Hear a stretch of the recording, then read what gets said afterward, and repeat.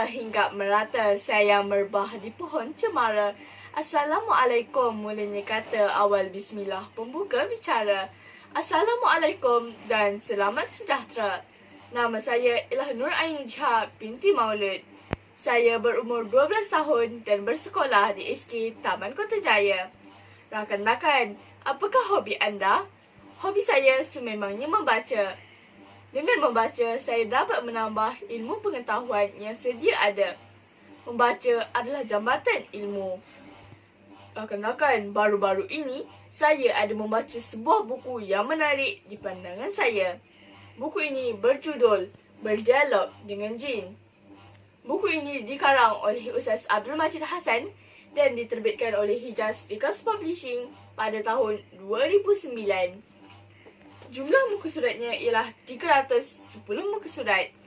Saya memilih buku ini kerana buku ini mengandungi pelbagai panduan untuk membenting diri daripada gangguan-gangguan makhluk halus. Selain itu juga, terdapat grafik-grafik yang menarik. Begini rupa bukunya. Pada bahagian belakang ini, terdapat kolektif secara keseluruhan mengenai buku ini. Pada muka surat depan buku ini, terdapat profil perawat. Ini merupakan Ustaz Abdul Majid Hassan. Beliau merupakan seorang perawat di Pusat Perawatan Darusshifa. Perkara lain yang menarik mengenai buku ini terdapat pada muka surat 240 dan 241. Gambar pertama ialah gambar jin tua yang sangat menyayangi pesakitnya. Gambar kedua ialah gambar jin yang berkepala besar, mempunyai mata dan sebagainya. Gambar ketiga pula dikatakan bahawa ini ialah gambar jin betina. Gambar keempat terdapat tanda persoalan di sini.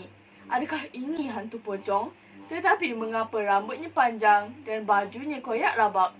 Gambar seterusnya dikatakan bahawa gambar ini tidak jelas bagi orang yang tidak mempunyai saka.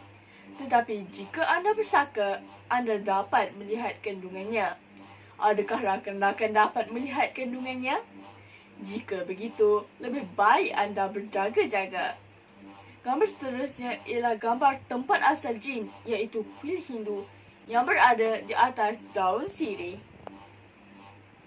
Pada muka surat 286 hingga 261, terdapat beberapa ayat ruqyah.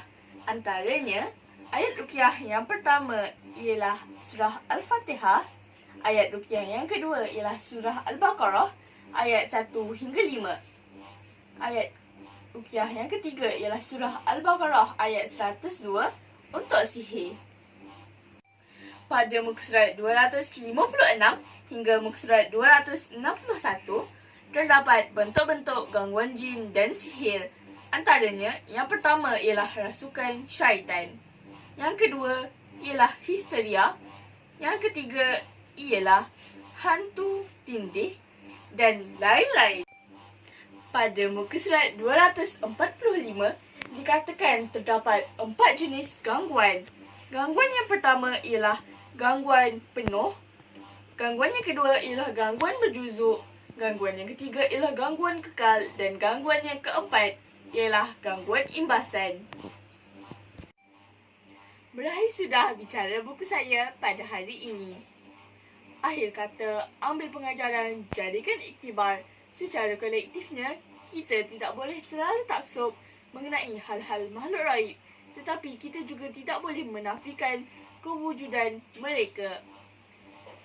Di atas dahan, burung tempua melihat rusa di tepi perigi.